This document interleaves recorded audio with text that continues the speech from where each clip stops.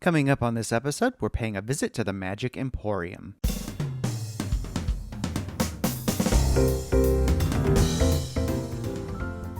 Welcome to episode 289 of the Big Gay Fiction Podcast, the show for avid readers and passionate fans of gay romance fiction. I'm Jeff Adams, and with me as always is my co-host and husband, Will Knaus. Hello, Rainbow Romance readers. Now, before we get to this week's panel discussion, we'd like to introduce you to another show from the Frolic Podcast Network. Here's Elle Penelope to tell you about her show, My Imaginary Friends. Hi, I'm Elle Penelope, and I'm an author of epic fantasy and paranormal romance. My podcast, My Imaginary Friends, is part of the Frolic Podcast Network. On the show, I give you, dear listener, a weekly look behind the scenes of my life writing and publishing books. I talk about creativity, inspiration, writing routines, this week's best thing, and more. One reviewer said, it's like sitting down with a writer friend to have coffee and discuss all the writerly things. So if you're an established or an aspiring writer, or a reader who always wanted a peek into an author's life, please check it out. New episodes post on Mondays, and you can find me at myimaginaryfriendsshow.com or wherever you get your podcasts. So back on January 14th, we had a live event for the release of the Magic Emporium series. We talked with author Meghan Maslow about how she created the series. And in fact, Meghan's book just came out this past week, and it's called Must Love Demons. And there's still 6 books left to release in the coming weeks. Not only did we get to talk to Meghan in this event, but we also got to speak with authors Kim Fielding, Elliot Grayson, Jacki James, and Rhys Lawless about their books in the series too. We're going to kick things off with Meghan Maslow. Meghan is kind of the mastermind behind this series. Hi, Meghan. Hi. Thanks for having us. It is so good to have you here. So you are like the brains behind getting this off the ground. Tell us a little bit about, first off, just what the Magic Emporium is. Okay, so the Magic Emporium is basically a magic shop that can appear in any location, but only once. And it can appear in any world, realm, time. It doesn't have any constraints on it, except it will only appear once, and it will only appear when a character is in dire need. And what that dire need is, I've left up for the other authors to define. So, and the idea is that a character or both their characters will go into the magic shop where they will be given an item. And I think in almost every story, if not every story, the item makes the characters go, what? And that becomes part of the story. So they get something, but it may not quite be what they want or think they want.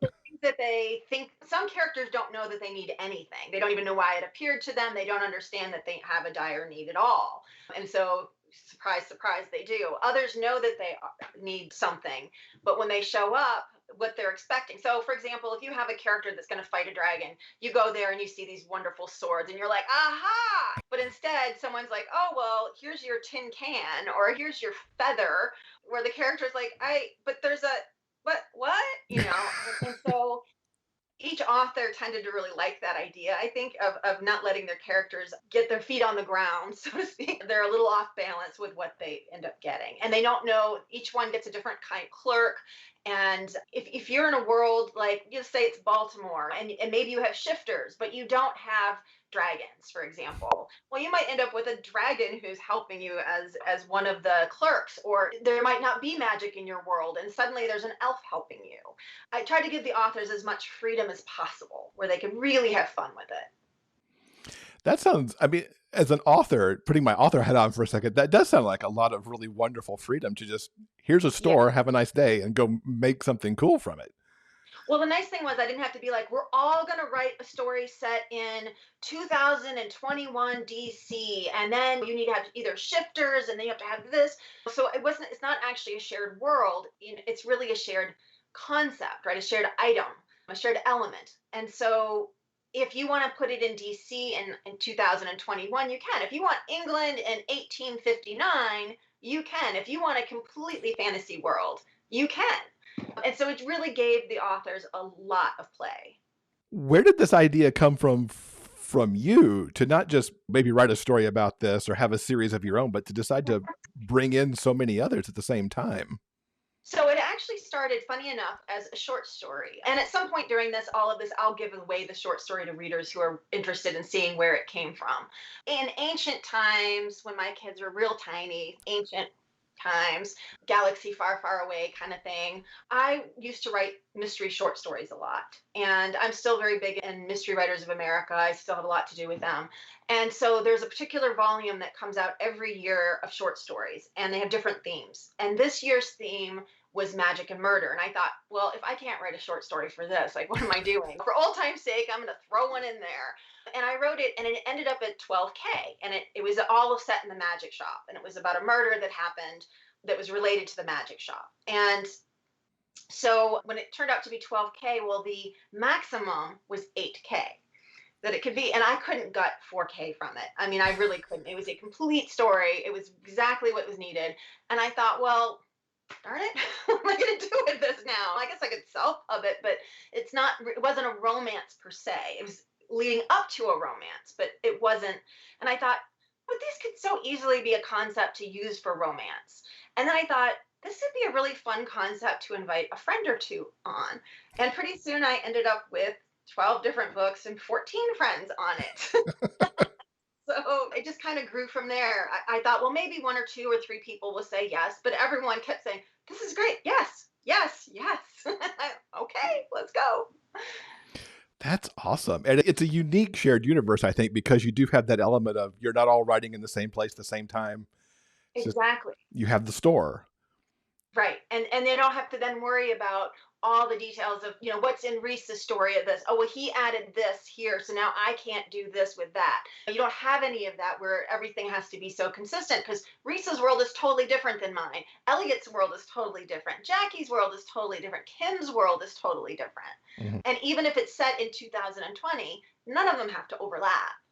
There doesn't have to be all of that. So in some ways, it was great because it made it so much easier that we weren't tripping over ourselves and saying, okay, now we have to all read Kim's story this week so that we know exactly what she's put in, and we'll add on from there when we go to Rhys's story. We didn't have to do that. And that was a real gift, I think. Mm-hmm. In terms of the story itself, are there parameters about the store? I mean, you mentioned different clerks, but does the store look the same? Or is that up in the air too? Yeah, no, great question. The outside does not. The outside, in some stories, it ends up where for example, you go to a strip mall, you know what the stores are, and suddenly, right between where there should not be a store, there's the store. It can be, and one is on the side of a ferry mount. On another, they have, and the door can look different. Double door, single door, glowing door, doesn't really matter. Once you go into the store, only the front room looks the same. And all the stories. And so we listed what those were, and so people could use it. And they all have to do a couple things, but they all got to pick their clerks, and they all can go from there, scatter into a different part of the Magic Emporium, and they can invent their rooms from there. They didn't have to then follow along in a particular way. And so it gave them a lot of leeway. And it could be a serious interaction with somebody who's your clerk. It can be a funny interaction. All of that is up to the author. That's amazing. Let's bring in some more people to talk about this and expand to everybody. So welcoming Rhys, Jacki, Elliot, and Kim now. Hi, everybody. Thank you for joining us. I want to come to each of you and have you introduce yourselves for anyone in our audience who is not familiar with you. And Rhys, we'll start with you. Hi, everyone. I'm Rhys Everly Lawless, and I write paranormal and urban fantasy, LGBTQ, urban fantasy, and Rhys Lawless. And this is the capacity I'm in here as today. Jacki, we'll come over to you. Hi, I'm Jacki James. I write a little bit of everything. I write a little everything, a mix of contemporary, paranormal, but all of it is, so far I've only written gay romance. I haven't ventured into any other areas of LGBT, but that doesn't mean that's not coming next. So, excellent. And Elliot. Hi, nice to be here. Thanks for having me. I'm Elliot Grayson, and I also write a bunch of different genres of romance. Historical, paranormal, contemporary, basically whatever I'm not on deadline for at that moment is what I make the most progress on. So you can find me in any genre that I'm not supposed to be finishing that week. And Kim? I'm Kim Phil. I'm here in California. I write primarily gay romance, although occasionally I wander off into horror or fantasy, and I write pretty much all of the genres. Excellent. And again, thank you all for being here. I want to dive in first and talk about each of your books, and then we'll talk a little bit more about the series. Jacki, with Night and Day, you kind of led the charge on these books coming out. Tell us about your book. Well, let me see. Mine starts off in the very beginning with the Emporium showing up.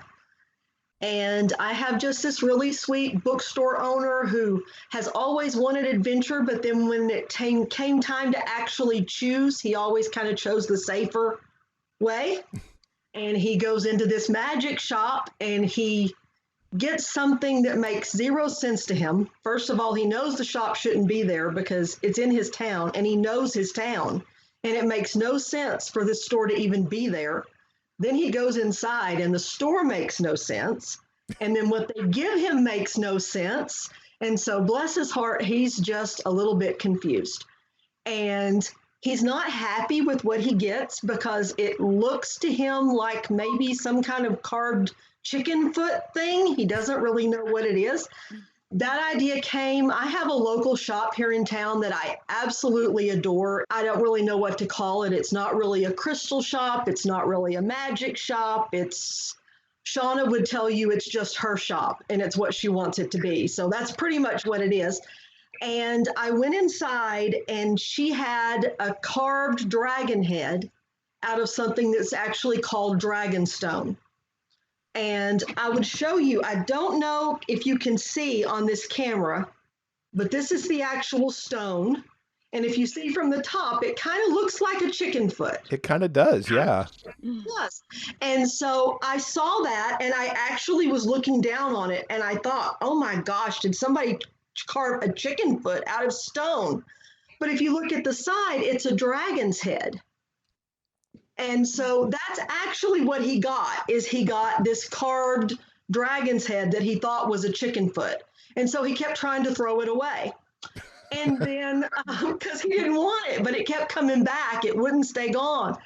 So then a guy from another realm shows up and come to find out he needs that dragon's head to complete his dagger, which is what I have here. My husband's a knife maker. So when he found out I had a dagger in my story, he had to make me a dagger. So that was really cool. That's amazing.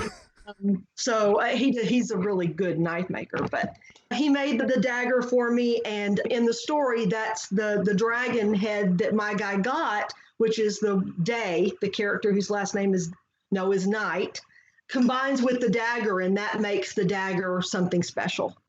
And so then they get stuck in our realm and have to find their way back to his realm so they can save the king and save his realm. And it's just mostly about my poor guardian from this other realm being stuck in the human realm and just being amazed by things like televisions and cell phones and all of our awesome stuff that we take for granted. And he's just like thinking everything is really magical, right? Because it doesn't make sense to him how you can talk to people from far away. It's pretty cool. So, Elliot, you've got the next story coming up. Tell us about Brought to Light.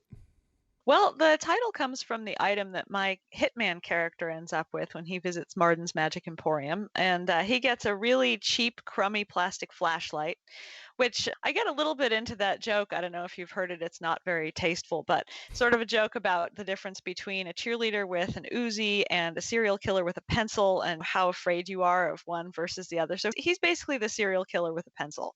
He can cause mayhem with anything, including a plastic flashlight, as we see. But he's a very human ex-army badass, and his latest target is this pretty young man with no history. And it turns out Lyndon, the other character, is not from our world. So it's actually a little bit the opposite of Jacki's, where instead of a fish out of water coming into our realm, we've got a fish out of water going into a magical realm with this really practical, really just he solves everything quickly and possibly permanently. And then he goes to this place where nobody can lie, and there's talking crows, and there's magic things and glowing things and flashlights that work without batteries. And he just kind of is like, well, just tell me what to shoot, guys. Like, I'm out until there's something to shoot. But so they go on a bit of a quest. It's a fantasy, and you'll have to read it to find out how that works out and how the flashlight ends up saving the day. But it does, of course, because it comes from Martin's. So It's good to have a magic flashlight. yeah, well, this one's deadlier than most. Yeah. Yeah, because this is an Elliot Grayson book. It's got a little gore. It's got a little, graphic violence, because that's just how I roll. Makes me happy. And let me just say, I was so pleased when Jacki and Elliot signed up next to each other, because Jacki is known for her sweet. Elliot is not. So I love comparing for the book 1 and book 2, because they are so different. And yet they had the opposite, one going into one realm, one going into another. And so it worked out great. I'm excited to read Jacki's. I bought it and downloaded it today, but I'm here with you guys instead of reading. So tonight, once the kids go to bed, Jacki, you and I have a date. So we know what you'll be doing when we're done here. Exactly. Well, feed the kids, and then collapse and then read. Yeah, for sure. Now, Kim, you've got the Muffin Man. I have. Yeah, that title kills me Mine too. also. Yeah. It's, how could you hear the song and you see this even in Shrek, of course, but I also have guys in different realms. I started off with fairy tales, and I was thinking about sleep and all the people who tried to rescue her and failed. One of my guys, Morley, is a prince who would really much rather be baking. And his family doesn't particularly appreciate him, so they send him off for glory to try and rescue the princess, and it does not work out well, and he ends up dead in the first chapter. But it's a really light and funny book. So he ends up dead in the first chapter in that bramble. And thinking about the story was the past, and it's hard to write about it when you're in the middle of it and it's so emotionally fraught. But I was thinking about just some of the sort of ordinary ways people deal. So I have a character who moved to Modesto, California, which those of you not familiar with it is probably like the least exotic place on the planet. He's stuck in Modesto, doesn't know anybody. He's working from home, and he decides to try a little magic to try and brighten up his life. He's also been baking, as many of us have, as a pandemic hobby. He's been baking. He made some sourdough zucchini muffins. And by the way, there's recipes at the back of the story. He dabbles in a little bit of magic, ends up at the magic store in the strip mall, which is not what you would expect to find around here. And his item he ends up with is some raven feathers. And those raven feathers end up bringing the guys together. And they actually end up spending time in both worlds. So instead of having one guy out fish out of water in one world, I've got them both fish out of water in a world. So we kind of covered the both. As you would expect from a Kim Fielding book. And I'm not really surprised by the recipes either, to be honest. I couldn't resist. I mean, it's called the Muffin Man. And how can I not have muffin recipes in there? So I've got the muffin recipes. I mainly chose family recipes because I think those are really fun. So I have my mother's onion rolls and a friend's Detroit pizza. So I think that's fun. And then, Megan, we come to you next. February 18th is Must Love Demons. Yes. And so mine comes from the original short story, where in the short story, my main character, Nico, is an incubus. For those who don't know what an incubus is, it's basically a lust demon. But the thing is, for poor Nico, is that he would much rather have happily ever afters than one night stands. And his magic is really messed up for an incubus. He makes people fall in love, which, considering that most incubi they work for sex clubs and they get all the testosterone and the estrogen and all the pheromones going and all of this, Nico isn't good for business. This poor guy, he's 7 feet tall, and he wants to be a cherub because they go around and they bring love to people. And he ends up apprenticed to them, and he has to wear a toga, and he looks ridiculous because, again, 7 feet tall, and he's just not quite cherub material, which they let him know a lot. And he accidentally they have some new cherub technology, and he ends up getting himself lassoed by the lariat of love to a very grumpy warden who is sort of this world's equivalent of an FBI agent who's on the trail of a killer. And the cherubs are obsessed with this particular warden. Every day they go and they shoot him full of arrows, and it never works, and it just bugs them. And so they're always, so he's coming to complain and all of this, and they end up accidentally chaining themselves together, and they can't seem to break the spell. And so then that puts Nico then in danger as they go through this whole mystery together and trying to find this killer. And it was such a fun story to write. I always say that I do mischief, magic, and murder. So I have to have a little bit of comedy. I have to have a dead body in there somewhere. And I certainly need the magic. And so these two are, I guess you could say, in a sense, they start off as, enemies to lovers, but it's really a forced proximity novel because they physically can't separate from each other. You kind of had me sold with the idea of Incubus, interning to become a cherub. I mean, yeah, right? Yeah. And the cherubs are not near as nice as you would think they are. So I imagine that they could get kind of frustrated with their job sometimes. So I'm not really surprised by that either. Yeah, they sure can.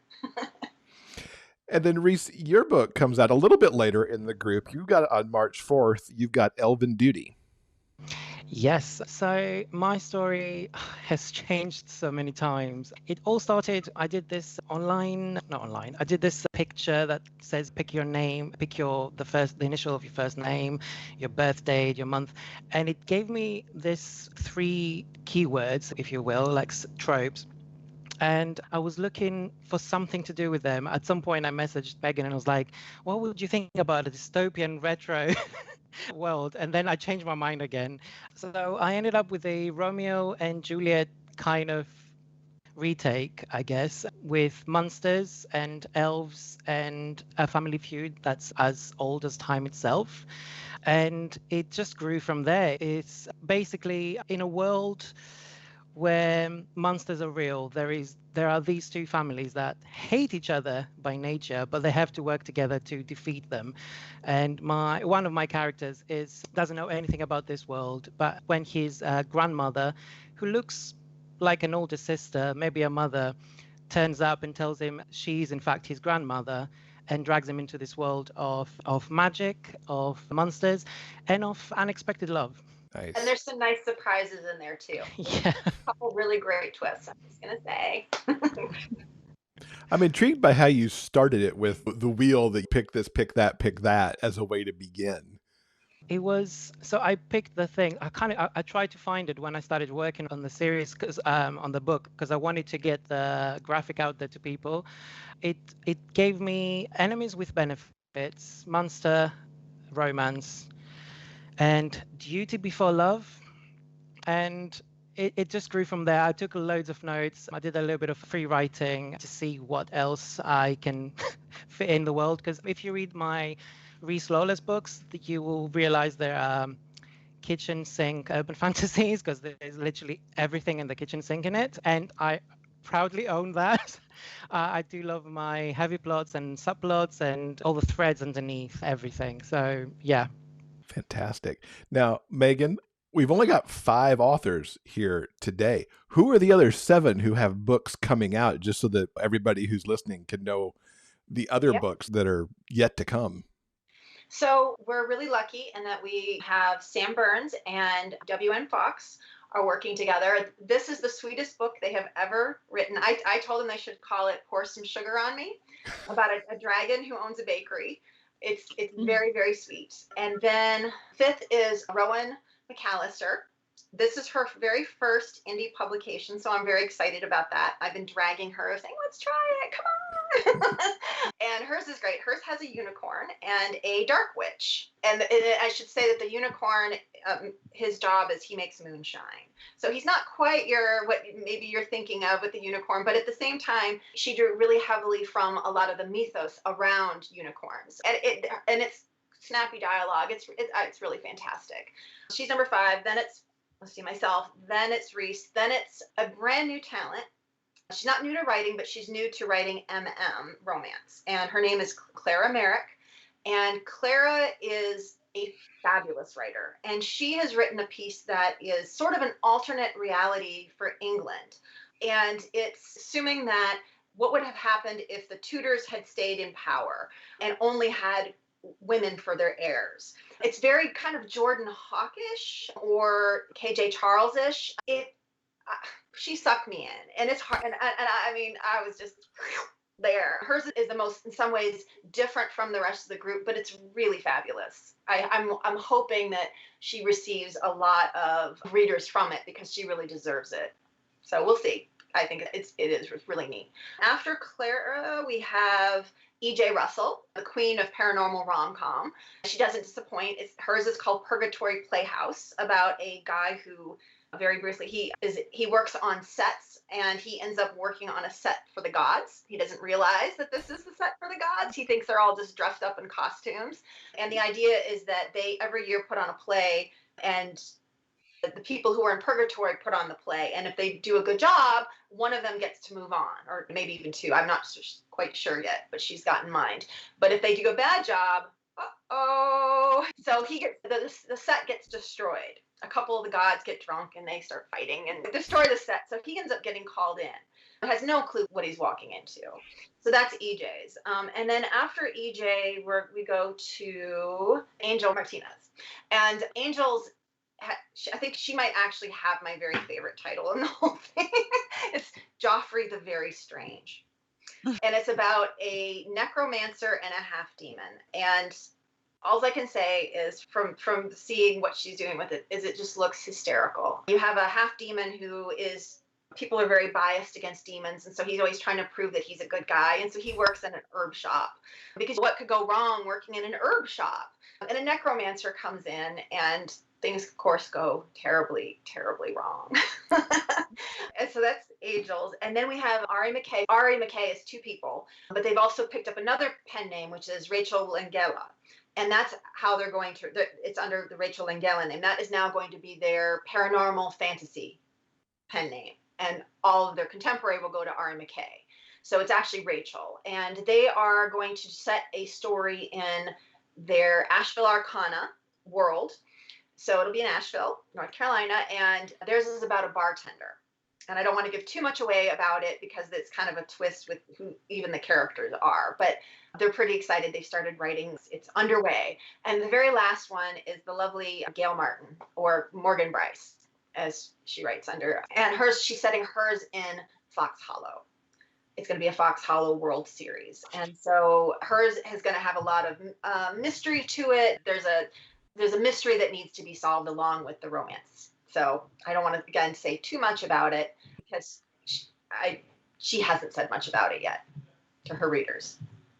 I love that you've got a couple books there where they're not only part of Magic Emporium, but part of other series at the same time for a couple of those authors. Yeah, it was really not a problem, again, because having it that open, it made it so they could put it anywhere and drop it into one of their series, and it's fine. So that gave authors some ideas because they still wanted to work with these particular other series, and this gives them another way to do that. Mm-hmm.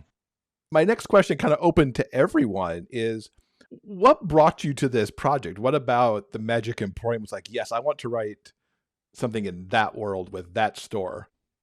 I was really excited when Meghan asked me to do it because I'm always looking for those books of writing prompts that you get in creative writing classes in college or whatever. Those are actually pretty great. And it's so much fun to have someone else do some of the heavy lifting for you on coming up with a concept to start a new book. And then you get to just run with it and play and see what happens. So that's what was really exciting for me, was Meghan did some of the work. I love Meghan for that. And for many other reasons too, but and it's great. It's such a great spur to creativity to have something already set that you have to work around. For me, I love having a prompt too. It's just kind of turns on the creativity faucet. And I have to say, I had so much fun writing a story, and I'm a pantser, so I was entertaining as I was writing this thing. I hope it entertains anybody else half as much as it did me, but it was just so much fun to take this idea and just play. So that was really fantastic. Jacki, what brought you to this Magic Emporium project? I mean, I said I wasn't going to do any more multi-author projects, but then Meghan asked me. I mean, what are you going to say, right? I mean, come on. It was Meghan. So, of course, I said yes, which, I mean, I love doing them. This is like my fourth multi-author project. and they're actually a lot of fun. But I just had such a full schedule already that I said no more of that because it keeps interrupting my schedule. But, you know, I let Meghan interrupt it. So what else can I say?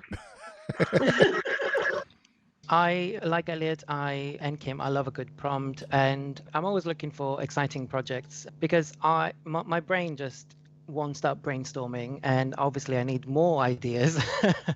So when Meghan approached me, I thought it was an exciting thing to do, and it would be an opportunity to do something different and come up with a different world. And at the time that she approached me, I was thinking of doing a bit of a spin-off from my first urban fantasy series, but then I actually changed my mind and I wanted to try something completely different, something completely new, kind of like start fresh, if you may. So yeah, that was, and also I loved the freedom, the creative freedom that she gave us to do basically whatever the hell we wanted, as long as we put the Magic Emporium in when the characters needed it. And I really like that, yeah.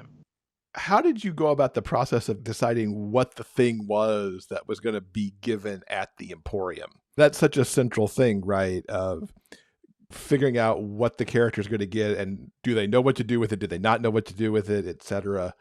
What were some of your thought processes around that? And Rhys, you just finished. So I'll just come right back to you to start that off. I tried to ignore it or actually, while I was plotting, I kept kind of forgetting about it. And then I ended up with a point in my book where I needed a solution to something. And I thought, you know what, that's the perfect point for the Magic Emporium to appear. And I just let that inform the story and how it goes on after. And I was a bit concerned that I was going to forget about it and then I would have to slot it in. But it was actually quite a good thing that I did that, because then when they end up in trouble, then I get that kind of Deus Ex Machina that comes in and kind of saves the day, only for a little bit, for a little while. I like it's only for a little while that they save the day before something goes wrong. Yeah. I don't even know for sure. Like, I saw the thing in the shop. I've been trying to figure out what he could get that he wouldn't want to keep. I knew I wanted him to keep throwing it away and it keep coming back, but I couldn't figure out what I would want that to be. And then I saw it in the shop that day and I thought, well, if somebody just gave me that and all I saw was the top, I might throw that away. And then I still didn't know really what I was going to do, but you have to understand, like, so he made this dagger for me, but he makes a lot of knives. This is like, I spend most of my time in front of the computer in my writing cave, and he spends his time out in his forge. Like, it's a lot of time. And he was doing something else with some knife, and he was talking about what he could put on the end as a pommel. What could he do back there? And then it just clicked for me. That's what that could be. That could be a pommel for a knife. And then it just kind of went from there. And then, like I said, once he found out I was doing that, he made me one. So that was pretty cool. And Elliot, I'll come to you next. Well, mine is actually due to a prophecy, but since that's kind of part of the plot twist, I'm not going to say too much about that. But really, the inspiration for me came from, I don't know if any of you have seen the movie Grosse Pointe Blank, but there's this moment that just inspires me in a way I can't even describe, where he's like having a total hysterical breakdown and he goes, "I killed the president of Paraguay with a fork." And that kind of just honestly is the inspiration for this character all the way through, and is sort of the most unlikely thing you could give this man who's trained with weaponry and very on the ball, and he always knows where his gun is. And what's the most useless thing you could give this guy? So that's where it came from. And it's a prophecy thing, which again I won't get into, but there's an evil sorcerer who thinks he knows what's going on and he turns out to be wrong. And so I had a great time writing this book. It was a blast from beginning to end. My object is feathers, raven feathers. And I was also thinking about what's something that if somebody gave it to you, you'd go, what on earth am I supposed to do with this? What possible use could you have for that? So, especially because at that point, the character is being very skeptical about this magic shop. He thinks it's a bunch of people maybe cosplaying or something like that. So, and he's being ripped off. So part of it was that, but also I personally have I like feathers. I have because of their association with quill pens. I have one tattooed on me actually. And so in a way, a feather, although it doesn't seem to do much good can have a lot of power in it if it's used the right way. So I think that's where I was thinking.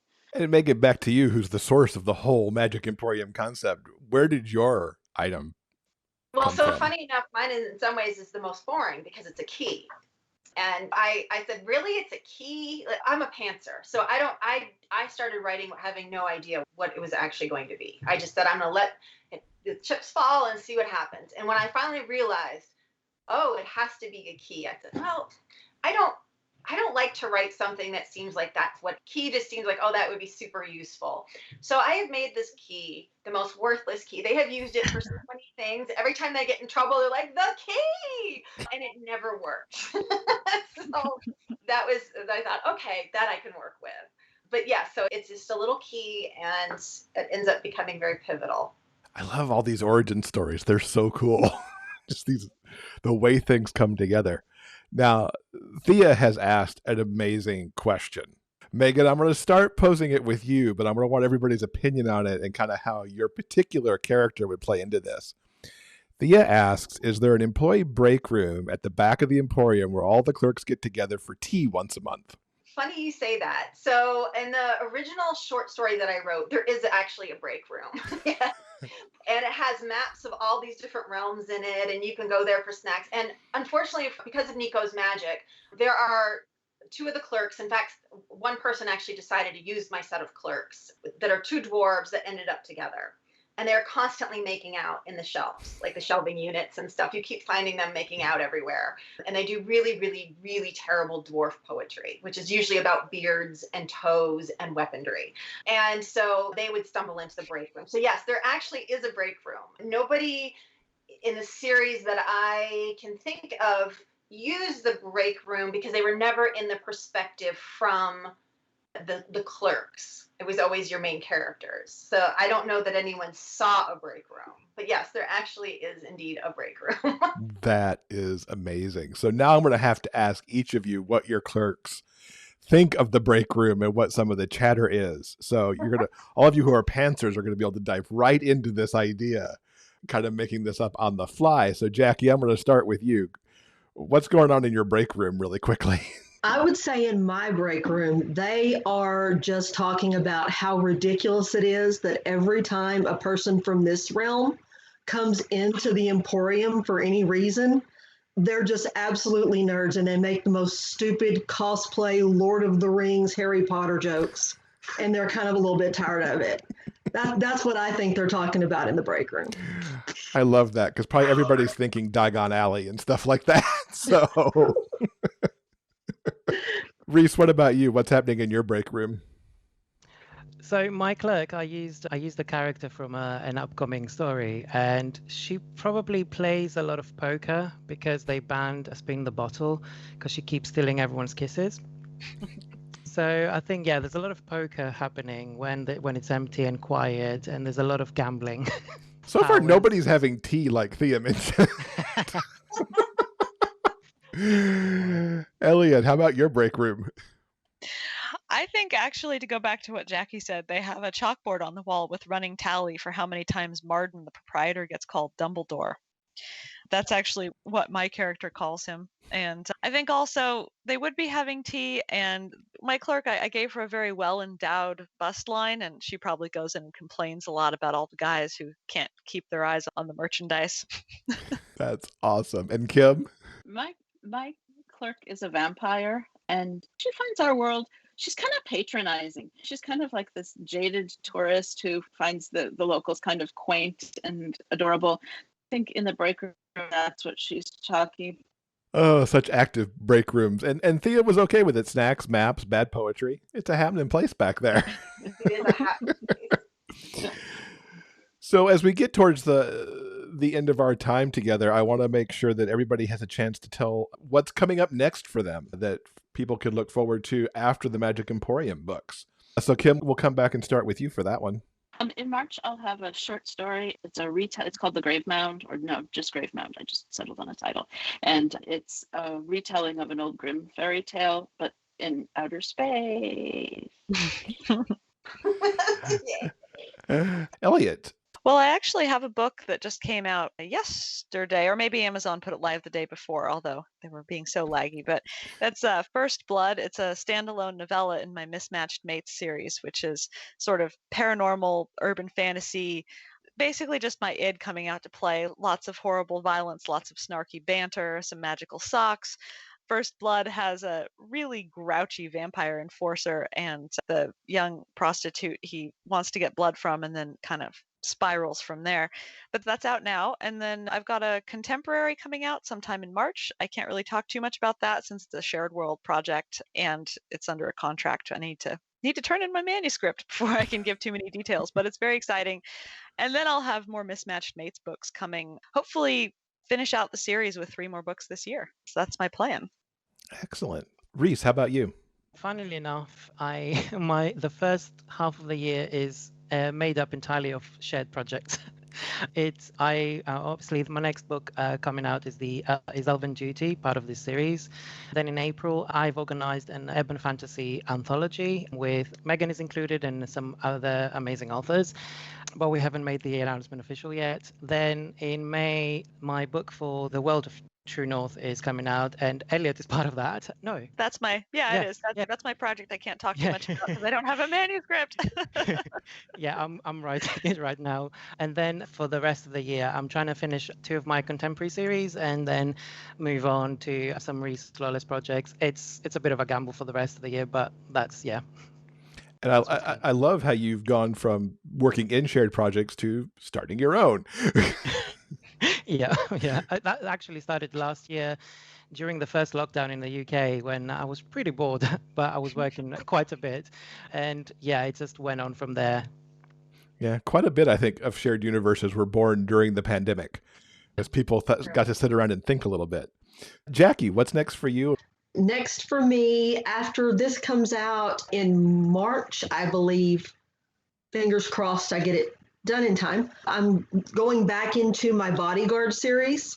I released the first one in that last year and then went back into another of my contemporary series for a little while. And now I'm back on my Bodyguards. So I have 4 of those that should be coming out. And then I don't know what is after that. I'm trying, this will sound opposite of what people always say, but I'm trying to plan less. I'm kind of an over planner and an over scheduler. And so I'm trying to kind of be a little more, let me get this series finished and then we'll just see what happens. I don't know. Fantastic. And Meghan, we started with you and we'll wrap up with you. What else is on your calendar that you could tell us about? So I'm next up with Rhys and hopefully April, and I won't say too much about it. I will say it is an urban fantasy fairy tale, and because I like to be contrary, I decided to pick Rumpelstiltskin, and it's been a little bit of a wild ride, but it's been a fun story to write. And after that, the next one up will definitely be another Twig and Quinn book. It's mostly finished, and that one is always. It's like putting on a pair of your favorite socks. So I'm happy to be going back there for a bit. And then I have a Frenemies to Lovers coming up. I'll probably push it back to the fall, realistically. And I'll have a bunch of audiobooks coming out as well. So it'll be a fairly busy year, I think. Fantastic. Well, Meghan, Rhys, Jacki, Elliot, and Kim, thank you so much for spending part of Magic Emporium launch day with us. It has been so wonderful to have you here and learn more about this fantastic sounding series. Thank you. Thank you for having us. Thanks for having us here. This episode's transcript has been brought to you by our community on Patreon. If you'd like to read the discussion for yourself, simply head on over to the show notes page for this episode at biggayfictionpodcast.com. And don't forget, the show notes page also has links to everything that we've talked about in this episode. It was really fun to hear how Meghan decided to create this series, and then how each of the authors took the idea of the Emporium and just took it and ran with it. It's worth the moment to go watch the video to see the dagger that Jacki actually shows that was her inspiration for it. Her husband really made an incredible piece of work there, so go check that out. All right, I think that'll do it for now. Coming up on Thursday in episode 290, it's the February Big Gay Fiction Book Club episode featuring Awkward Love by Riley Hart. I got so swept up in this story of Will and Jameson finding their happily ever after. I can't wait to talk about it next week. Thank you so much for listening. Until next time, please stay strong, be safe, and above all else, keep turning those pages and keep reading. Big Gay Fiction Podcast is part of the Frolic Podcast Network. You can find more shows you'll love at frolic.media/podcasts. Our original theme music is composed by Daryl Banner.